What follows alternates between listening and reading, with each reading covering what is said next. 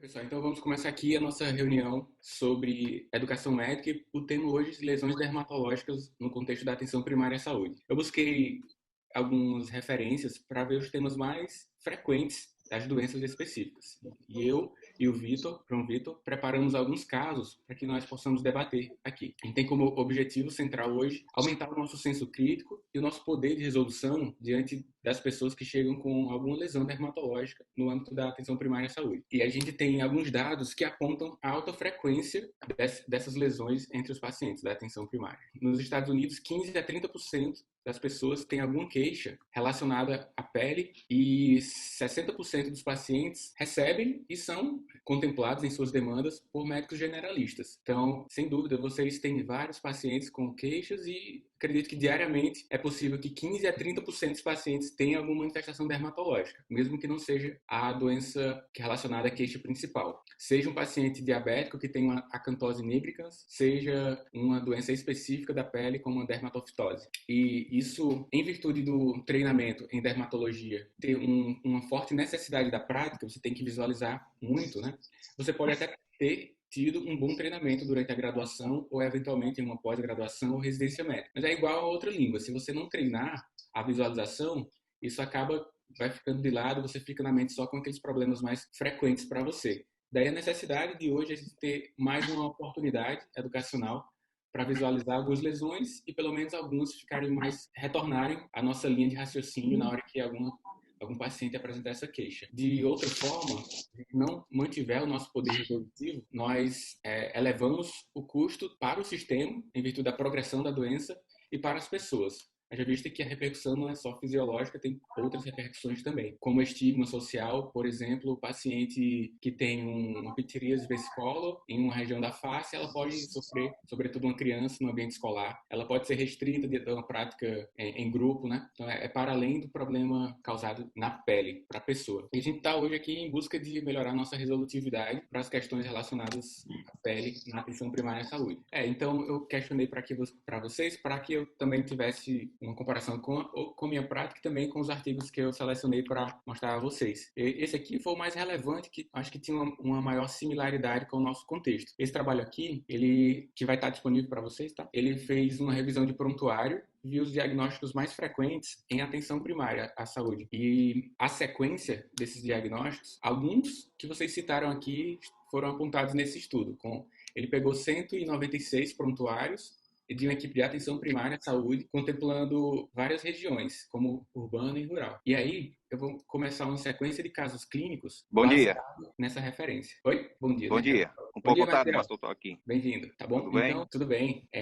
A gente fez um preâmbulo, Magdel, e agora eu vou iniciar alguns casos clínicos, depois o João Vitor também vai apresentar alguns. Mas os meus foram baseados aqui nesse trabalho, eu coloquei os principais. Ao final dos casos, eu vou colocar quais os mais frequentes nesse trabalho, mas eles estão colocados aqui como 14%, 11%, 8%, 7% e 6% de frequente entre 196 pacientes com queixas dermatológicas. Então, eu vou descrever o caso e, em um dado momento, passo a palavra para quem quiser se manifestar, colocar um diagnóstico, algumas considerações e o tratamento. O primeiro caso, esse paciente chega, ele tem 7 anos. Essas feridas no queixo apareceram há 3 dias e ele não para de coçar. Então, foi um relato da mãe, né? A mãe do Bernard chegou e falou que ele está com essas feridas no queixo e ele não para de coçar nos últimos 3 dias. Que eu trago as imagens e uma descrição ampliada do caso.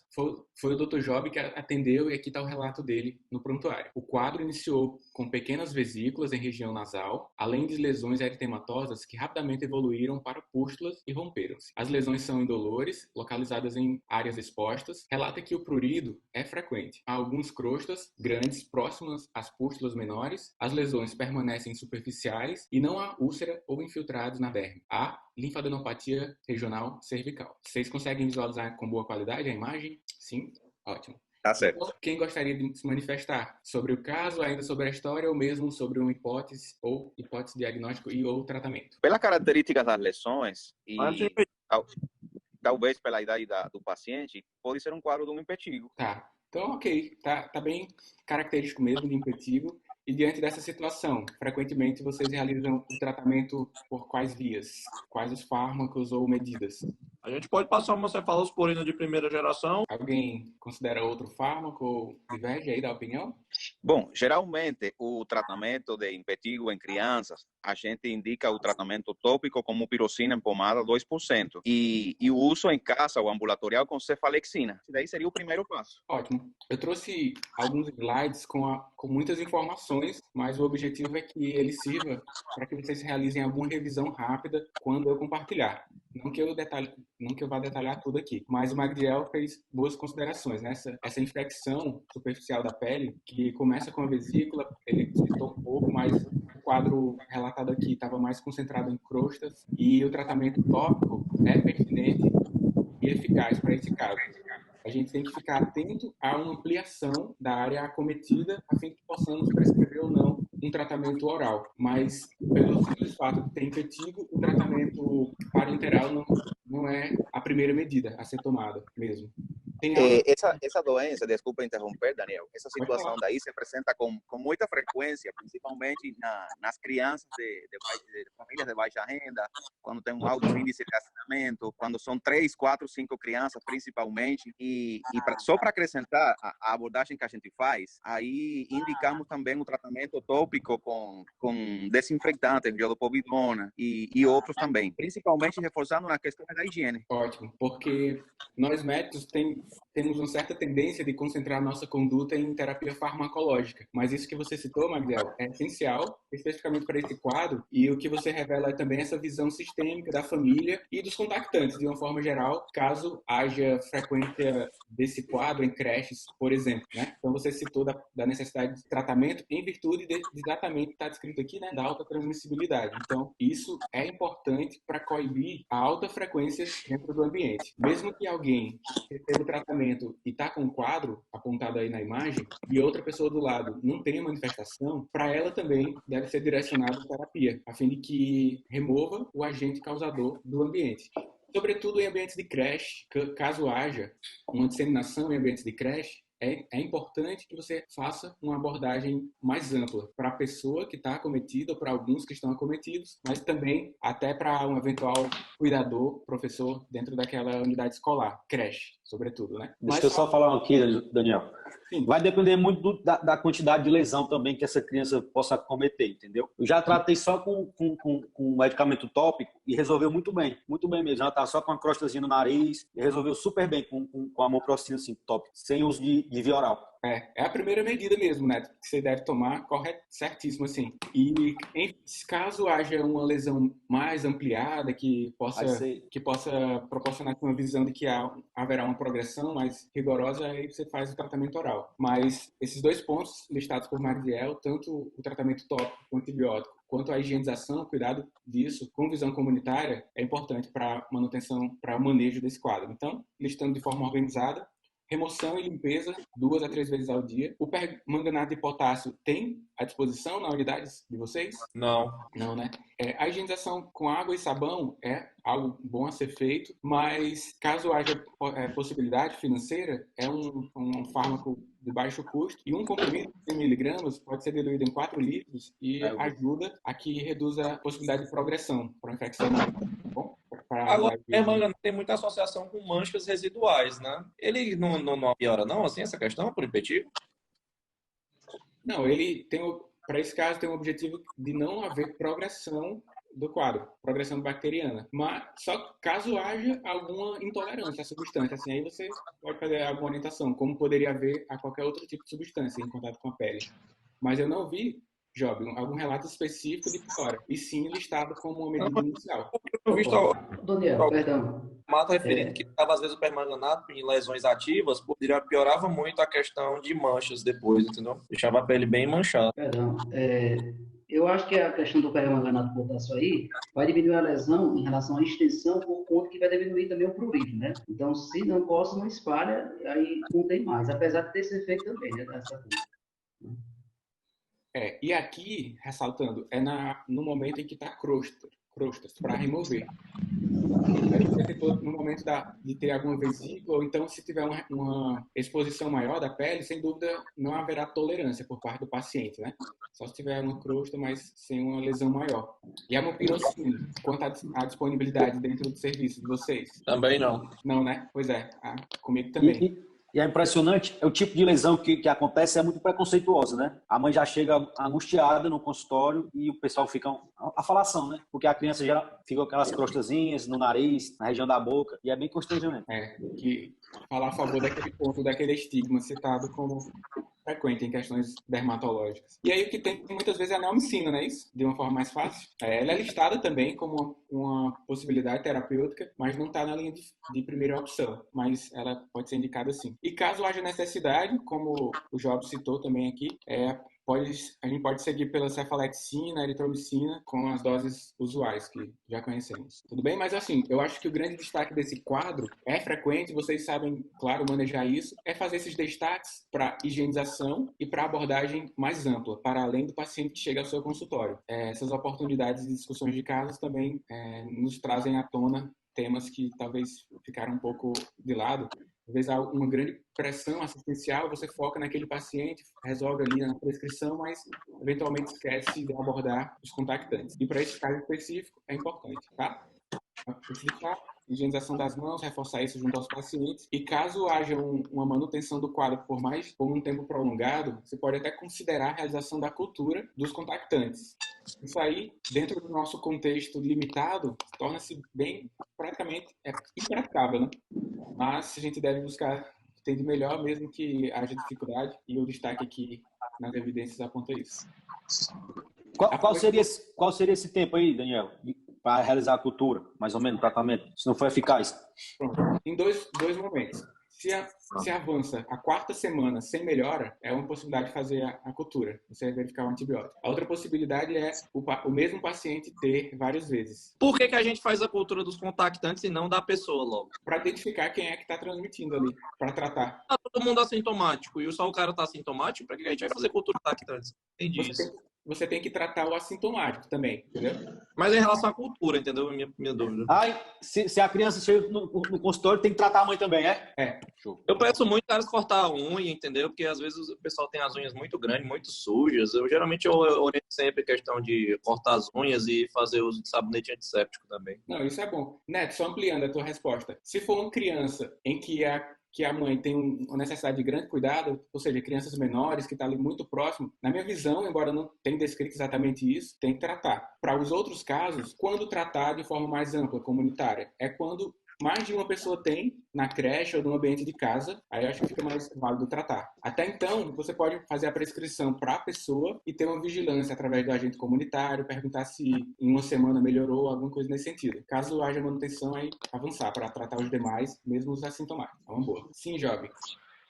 Realizar culturas contactantes em creches para a identificação dos portadores assintomáticos em cavidade nasal para o tratamento com mupirocina. Na minha visão, Job, isso aqui também acaba justificando aquela pessoa mais resistente a receber um tratamento recomendado, assim, por terceiros, né? Porque você não vai conseguir que todos tratem, assim, só por você dizer. Até você não pode, né? Prescrever aquele... Pois é, porque assim, cultura dos contactantes... Como é que você vai fazer cultura dos contactantes e tratar com tópico assintomático, se ele não tem lesões? Tá entendendo?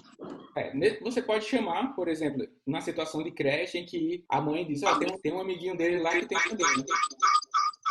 Aí você pode solicitar que os principais contatos da professora tem uma consulta também, ou você pode fazer uma carta direcionada para ela, paciente apresenta-se com a lesão, você pode informar para a mãe, dizer para ela também, e para esse caso é necessário um atendimento médico para sua avaliação, alguma coisa nesse sentido, alguma comunicação. Se a escola não for na sua região, sobretudo a mãe vai ser uma possibilidade para você se comunicar. Mas assim, a base disso aqui, mesmo não realizando a cultura no contactante, é ter a visão ampliada para os contactantes, e de preferência tratar, porque eu acredito que é mais difícil a realização da cultura, tratar o assintomático, já considerar que ele tem a bactéria. Tratar com tópico. Só que não tem como você tratar com tópico com assintomático, porque você não tem onde tratar com tópico, entendeu? Não tem um foco. Assim, considerando que a bactéria está na cavidade nasal, você faz essa prescrição, entendeu? Pede para colocar o antibiótico na cavidade nasal pelos 7 dias. Aí é? Peraí, deixa eu ver aqui. Alguém já viu? Já fez isso? Ou tá de acordo com essa conduta? Já viu essa... Isso mesmo. A gente costuma usar, né, a mumipirocina quando tem essa possibilidade de ter um familiar transmitindo para a criança, é o mais comum que a gente vê, e às vezes até a própria criança que fica tendo reinfecções, a gente acaba prescrevendo a mumipirocina para descolonizá-la, né? E aí a gente costuma aplicar em áreas de flexura, né, e na cavidade nasal, onde é o mais comum da presença do estrépito e do estáfilo, né? Mesmo sem nada, o que pode ocasionar uma certa resistência por parte das pessoas que receberam essa conduta, né, Gabi? E aí, dependendo da idade, é bem difícil fazer essa aplicação nasal, viu?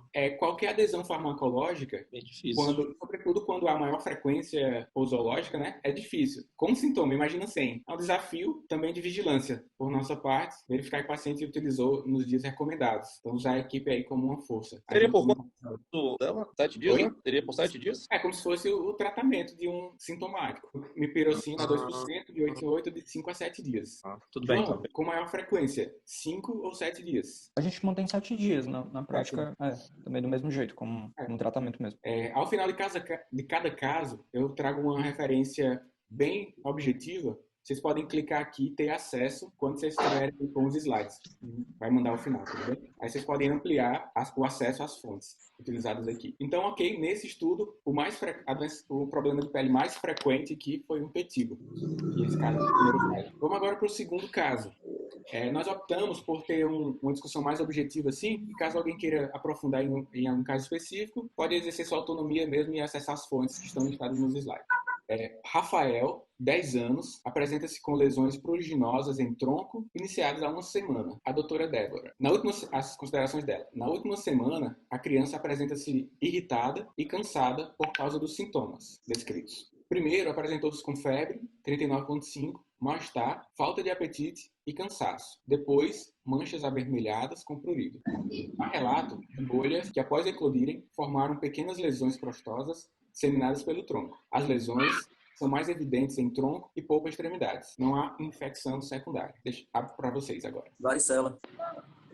Varicela, a famosa catapora. A região, tratamento com emolientes para conter o prurido, a coceira, o isolamento de 2 semanas para a criança, tá? Mas a característica em tronco que poupa mais extremidades, varicela. O antialérgicozinho também é uma boa opção, porque a criança coça bastante quando ficar ferindo.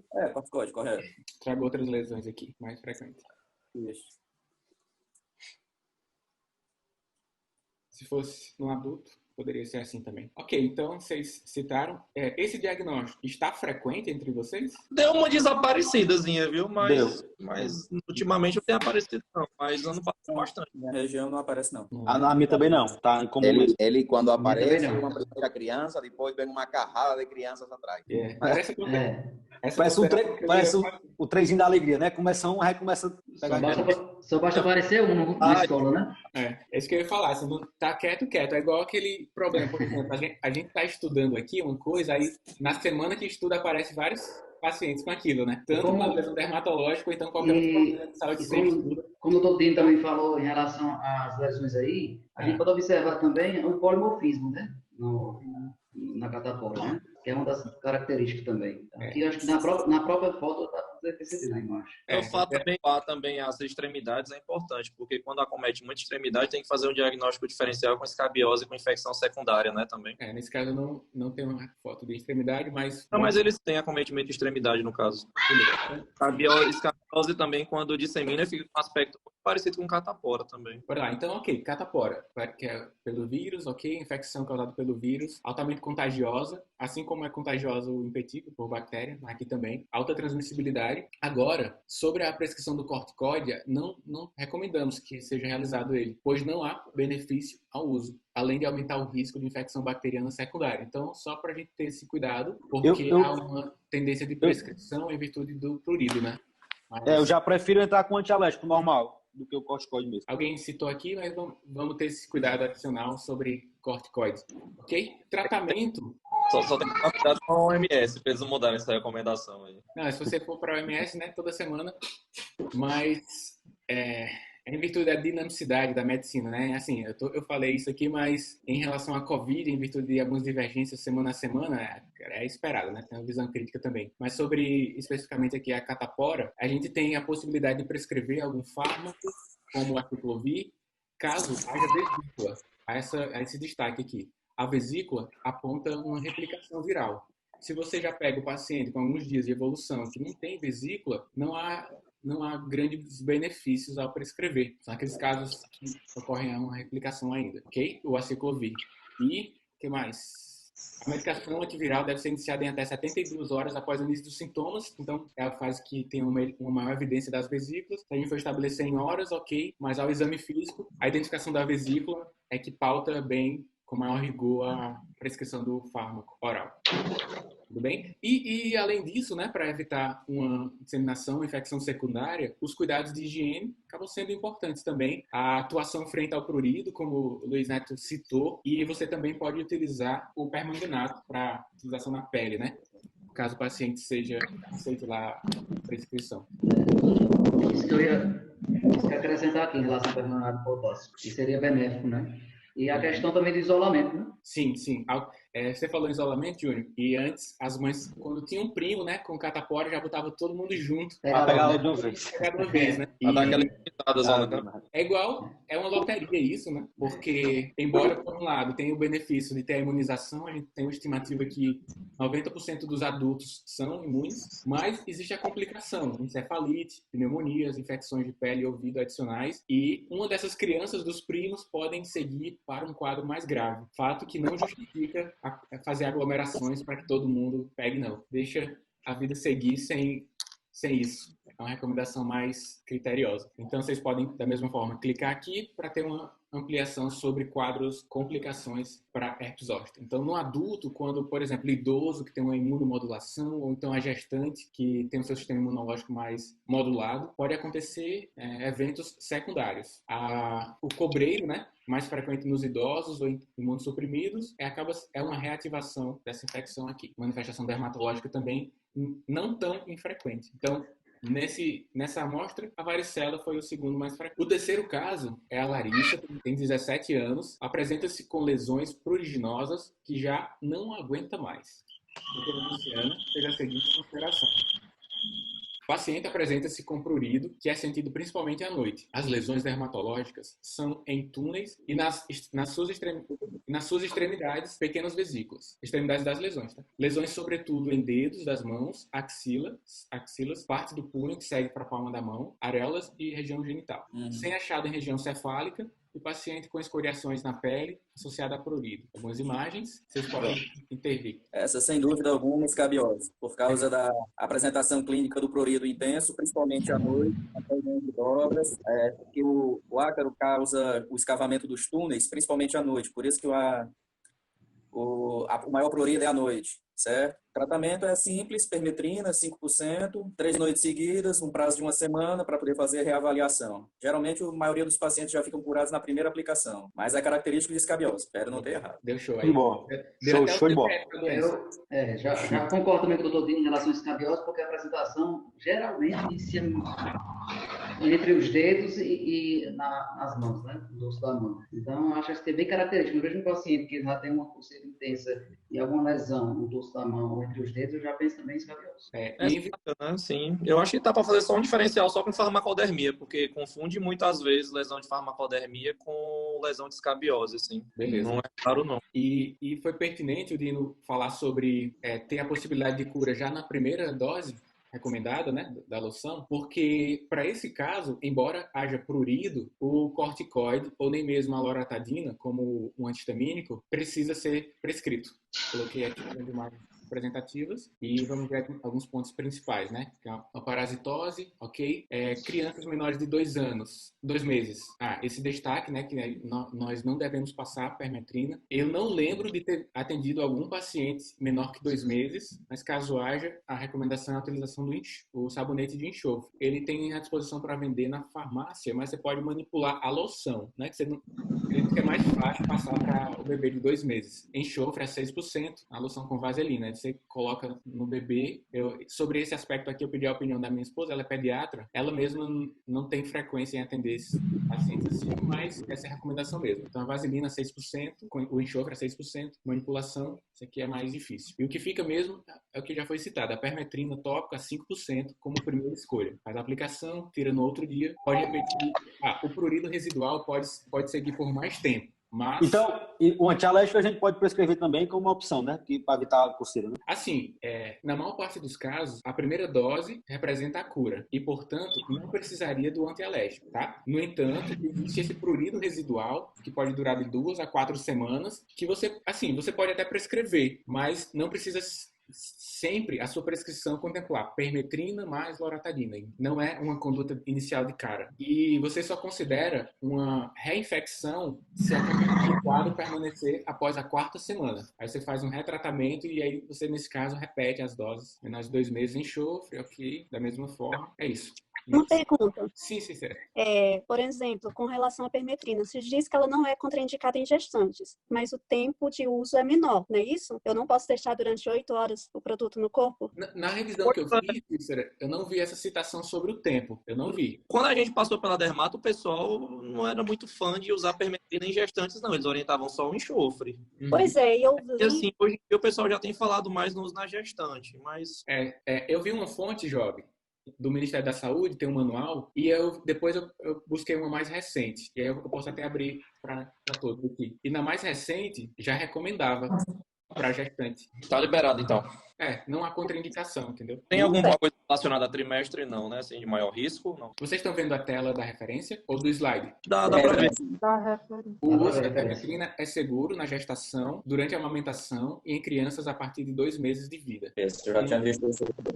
Tem os links aqui, caso queira aprofundar. Agora, Cícera, quanto à tua pergunta, a gente pode fazer essa pesquisa, se há restrição de quantidade de dias. Mas nessa revisão breve aqui, nessa resposta da consultoria da UNASUS aqui, não faz essa menção. O que eu tinha lido falava que era para deixar em contato com a pele durante 2 ou 3 horas no máximo, né? Mas aí eu também vou procurar depois para fazer uma revisão. Show. E assim, eu estava indicando, porque pelo menos onde eu atendo, eu acho que uma das lesões dermatológicas que eu mais atendo é justamente a escabiose. E aí é todos, né? Crianças, adultos, gestantes. É porque geralmente tem aquela orientação de fazer também a destruição dos ácaros que estão em tecidos, em roupas, né? Que não está tratado aí. Pronto, foi boa. Esse destaque, né? Então, você pode, eu coloquei aqui, Job, cuidados adicionais, né? Não farmacológicos.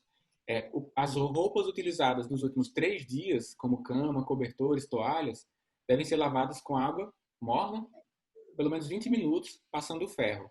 Caso não haja essa possibilidade, colocar tudo num saco e deixar 3 dias lá quieto, que aí com essa conduta deve matar. Certo? Tá. E a ivermectina oral pode ser utilizada para o tratamento de escabiose também, nessa dose aqui, para os pacientes. Difícil ivermectina hoje em dia para esse tratamento aí. Tá concorrido, né? Tá difícil. E ok, aqui tem uma ampliação que eu abri. Beleza? Então, nesse trabalho, eu trouxe 3 casos mais frequentes, mas ele apontou a dermatite de contato e a tínia corpus como frequente. A dermatite de contato também foi citada como frequente em nosso ambiente aí da atenção nas cidades que vocês atuam.